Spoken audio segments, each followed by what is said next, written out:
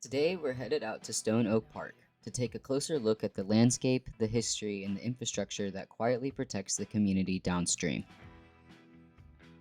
In the mid 1980s, approximately 5,000 acres of rugged ranch land on San Antonio's north side was purchased with a bold vision in mind.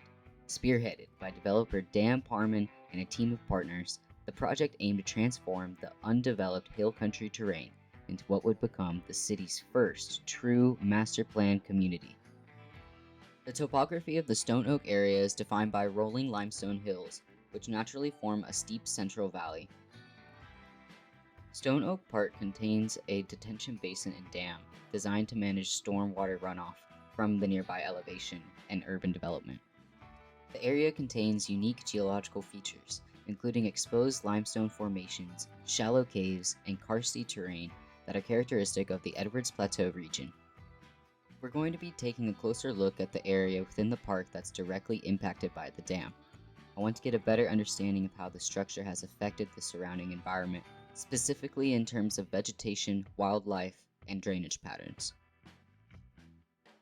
One of the first things I noticed was the gradual slope off to the right. This is due to water runoff from nearby elevations rushing towards the detention basin in the back where the dam is, which we will see later.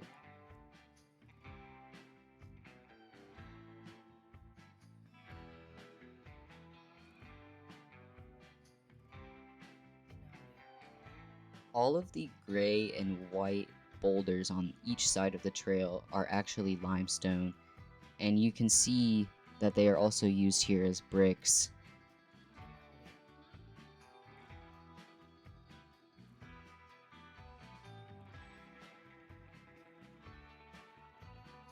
This is one of two caves in Stone Oak Park, the other one being Cub Cave. They are both contributors to the Edwards Aquifer Recharge Zone.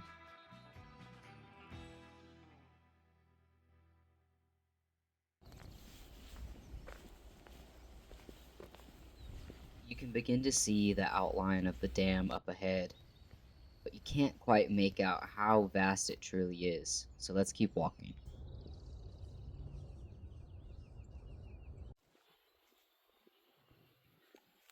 Through the clearing right here, you can see what I would say is about mid-span of the dam structure. And here's an even better look.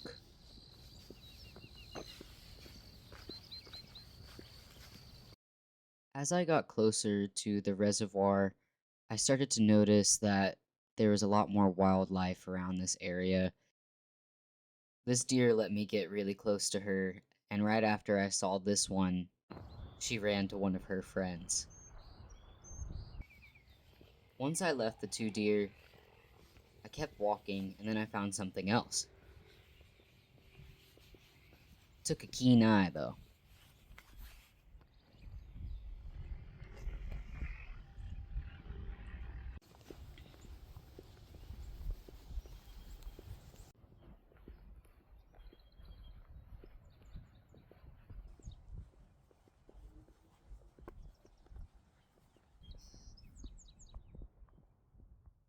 As the trail climbs slightly, I'm approaching one of the main drainage paths that channel stormwater into the detention basin.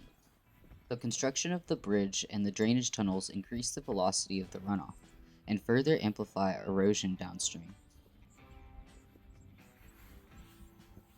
It's reasonable to assume that before the dam was in place, rainwater didn't pool here for long. It would have filtered into the Edwards Aquifer either in place or downstream, but the presence of the reservoir introduces a new condition: temporary surface water in a landscape that otherwise drains quickly.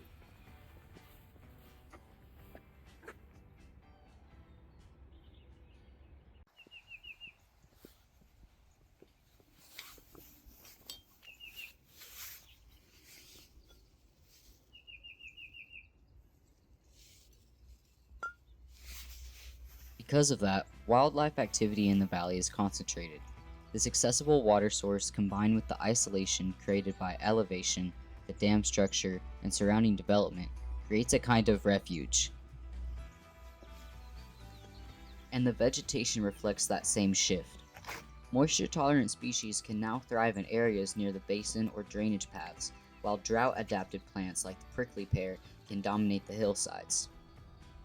The microclimates created by subtle changes in slope and water retention help shape what grows where. So how did the dam impact the environment? It altered the way the water moves through the valley, and with it, changed the way life moves through this space. Not dramatically, but meaningfully.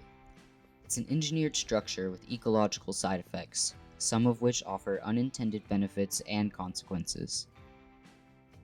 The more you explore places like this, the more you begin to see the relationship between natural systems and engineered ones. Stone Oak Park isn't just a green space, it's a functioning piece of infrastructure, quietly managing stormwater while blending into the terrain. The detention dam here was designed to slow runoff, reduce peak flow, and prevent downstream flooding. But its presence also creates new ecological conditions, altering drainage patterns, supporting vegetation changes, and shaping how wildlife uses the space. This is civil engineering left in the landscape, not towering structures or bridges or buildings, but subtle grading, stormwater routing, and hydrologic design built into a public park. So when we explore a place like this, we're also moving through design decisions, through grading plans, hydrologic models, and environmental compromises. If you enjoyed this hike, stay tuned because next time we'll be taking a deeper look into the caves that lie just below the surface.